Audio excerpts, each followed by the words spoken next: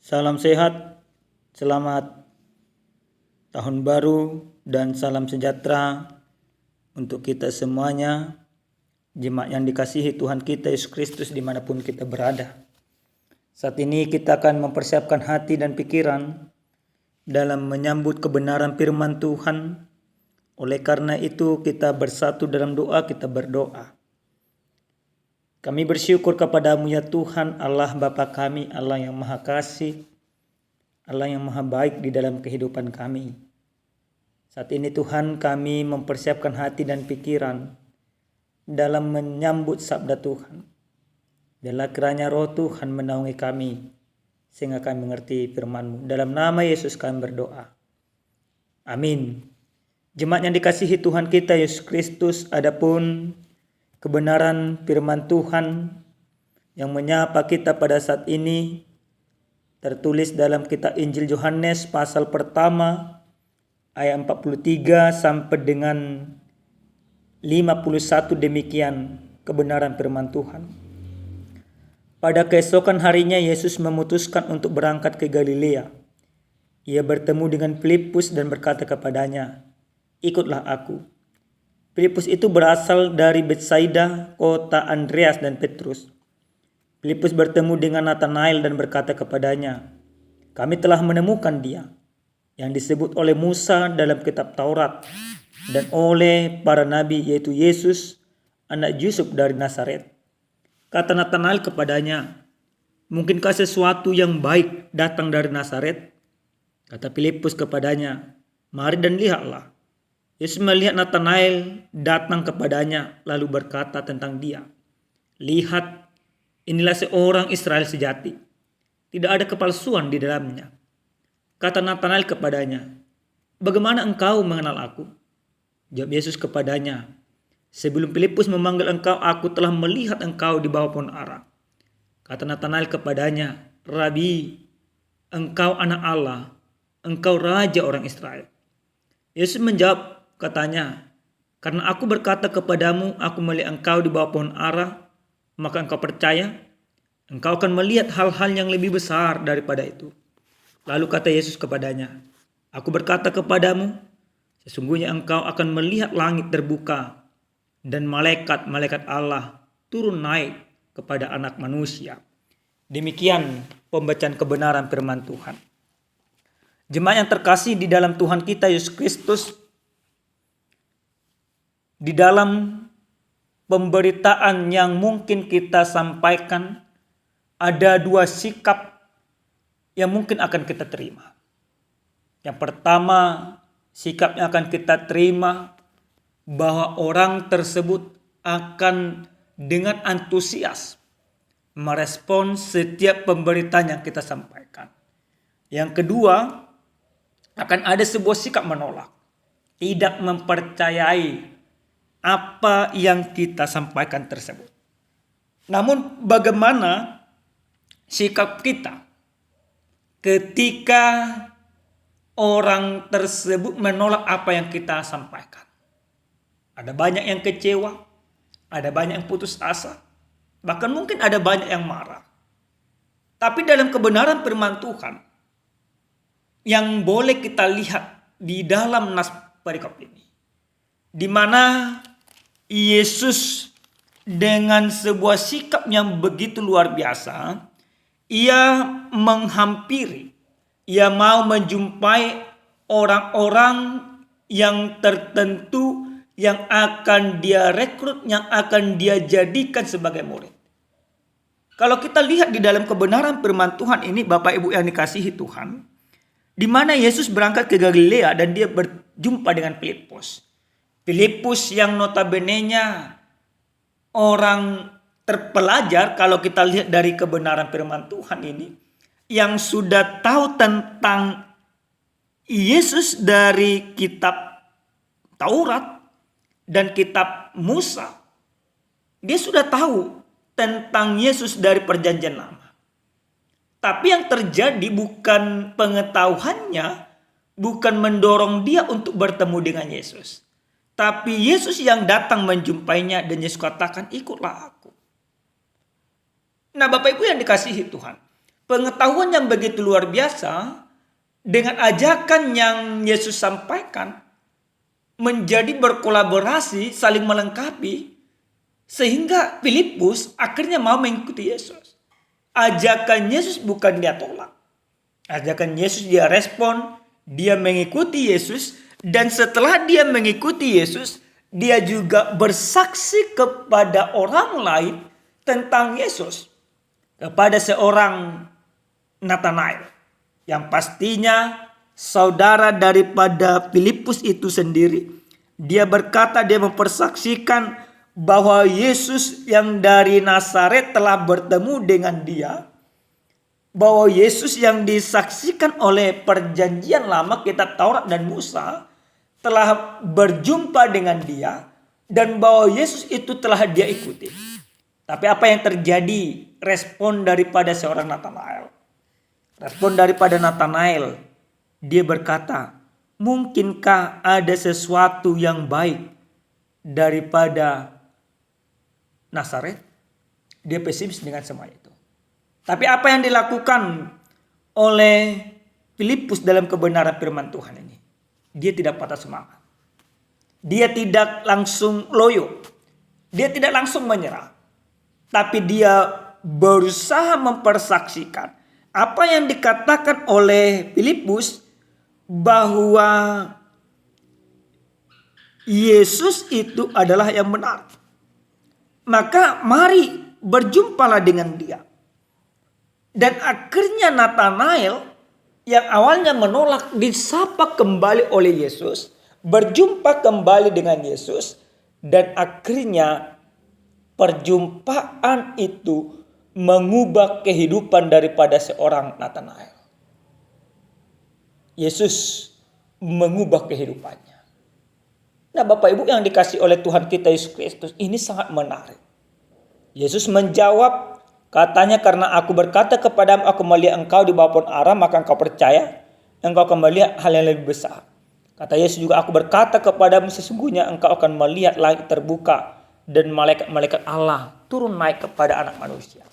Akhirnya Yesus meyakinkan siapa dirinya, bahwa dia adalah anak Allah yang diutus ke tengah-tengah dunia ini. Bapak Ibu yang dikasihi Tuhan kita Yesus Kristus. Lalu bagaimana dengan kehidupan kita yang menjadi perenungan bagi kita pada saat ini?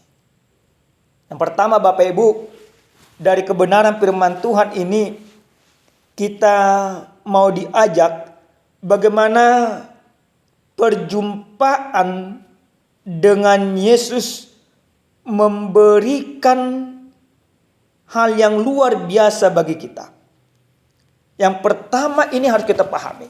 Ketika kita bertemu dengan Yesus, maka akan terjadi sebuah kesaksian.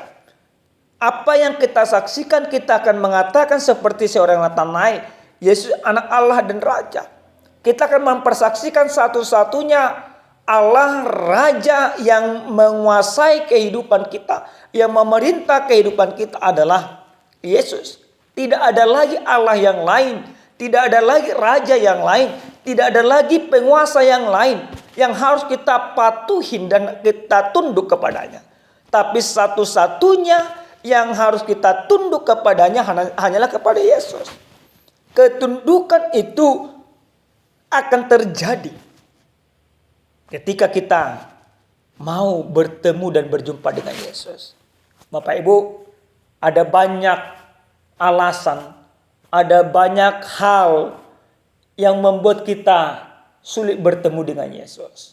Bahkan di tengah-tengah gereja sekalipun sering sekali kita tidak bertemu dengan Yesus. Kenapa kita bisa tidak bertemu dengan Yesus di gereja? Oleh karena mata iman kita tertutup. Mungkin saja kita akan mempergunakan logika yang menyesatkan. Seperti seorang Nathanael tersebut. Kita akan katakan, bagaimana mungkin Yesus yang notabene-nya adalah mati bisa menyelamatkan. Tapi Bapak Ibu yang dikasihi Tuhan, sesungguhnya kita akan mengesampingkan segala sesuatu yang tidak baik. Kalau selama ini yang menjadi penghalang kita bertemu dengan Yesus, yaitu pikiran kita, Mari kendalikan pikiran untuk bertemu dengan Yesus. Kalau selama ini mungkin yang menyesatkan kita harta kita, maka mari pakai hartamu untuk bertemu dengan Yesus. Apapun yang menjadi penghalang kita bertemu dengan Yesus, inilah saatnya kita kesampingkan semuanya itu. Yang kedua, Bapak Ibu yang dikasihi Tuhan, kita harus meniru sikap daripada seorang Natanael ini juga. Pertemuannya dengan Yesus mendorong dia memberikan sebuah kesaksian yang benar. Dia katakan, kata Natanael kepadanya bagaimana di dalam ayat yang ke-49, Rabi, engkau anak Allah, engkau raja orang Israel. Maka ketika kita bertemu dengan Yesus, ada sebuah perubahan yang begitu baik bagi kita. Ada kesaksian dan tentu ada sebuah sikap perubahan, yaitu aktif melakukan sesuatu yang berkenan di hadapan Tuhan. Mengalami perjumpaan dengan Yesus menjadikan kita tidak lagi seorang murid yang pasif, tidak lagi seorang murid yang berdiam diri, tetapi menjadi seorang murid yang aktif dan berinisiatif untuk melakukan sesuatu yang menjadi berkat bagi orang lain. Itu yang dilakukan oleh Filipus. Itu yang dilakukan oleh Natanael. Dan itu juga yang harus kita lakukan di dalam kehidupan. Yang berikut Bapak Ibu yang dikasihi Tuhan, firman ini juga mau menyampaikan kepada kita, memberitakan kabar baik sekali menghadapi tantangan dan rintangan. Tapi jangan pernah kita kecewa. Jangan pernah kita patah semangat. Jangan pernah kita langsung menyerah. Seperti seorang Filipus, dia tidak langsung menyerah, tapi dia tetap mempersaksikan Yesus, mengajak Natanael untuk bertemu. Maka kita juga tentu harus demikian. Kita harus tetap berusaha meyakinkan kepada orang lain bahwa Yesus adalah Tuhan dan Juru Selamat. Yang terakhir Bapak Ibu yang dikasihi Tuhan kita Yesus Kristus, ada sebuah cerita. Seorang Deb Thomas, dia meninggal tahun 2002. Ia mewariskan ribuan restoran Wendy's, yaitu restoran burger tentunya. Tetapi yang menjadi luar biasa, dia mempunyai pengalaman pelayanan dan kerja keras yang dihargai karena nilai-nilai yang membumi. Di antara nasihat-nasihat bijaknya ia jalani semasa hidupnya, ia menjadi orang yang murah senyum, ia menjadi seorang Kristen yang mengisi hidupnya dengan benar. Bahkan Thomas pernah berkata, orang Kristen yang mau menyingsingkan lengan bajunya adalah orang yang melihat kekristenan sebagai iman dan perbuatan. Mereka meluangkan waktu untuk berkomunikasi dengan Allah melalui doa, mempelajari kitab suci dan hikmat, aktif di gereja, dan melayani sesamanya untuk mewartakan kabar baik. Pernyataan itu lebih diingat daripada burgernya. Artinya Bapak Ibu, dari cerita seorang Thomas, dia tidak dikenal hanya sebatas oleh karena kesuksesannya, oleh karena kekayaannya. Tapi dia lebih dikenal oleh karena imannya yang berbuat. Dia menyadari bahwa iman Kristen itu adalah iman yang berbuat. Iman yang terjadi, yang terlaksana. Nah, lalu kita akan merenungkan dari cerita tersebut. Bagaimana orang mengenal kita? Apakah orang mengenal kita oleh karena kecongkakan kita? Atau orang mengenal kita oleh karena iman kita? Tapi lewat firman ini, lewat ilustrasi tersebut kita mau diingatkan. Biarkan orang mengenalmu oleh karena perbuatan baikmu. Biarkan orang mengenalmu oleh karena imanmu. Biarkan orang mengenalmu oleh karena kerendahan hatimu. Bukan hartamu, bukan jabatanmu, bukan keganasanmu atau bukan keburukanmu. Tapi karena iman. Amin, kita berdoa. Terima kasih Tuhan kami, Tuhan yang maha baik, untuk sabda Tuhan yang kami dengarkan pada saat ini. Biarlah kiranya sabda Tuhan ini mampu kami lakukan di dalam kehidupan kami. Dalam nama Yesus, kami siap menjadi murid-murid Tuhan. Amin.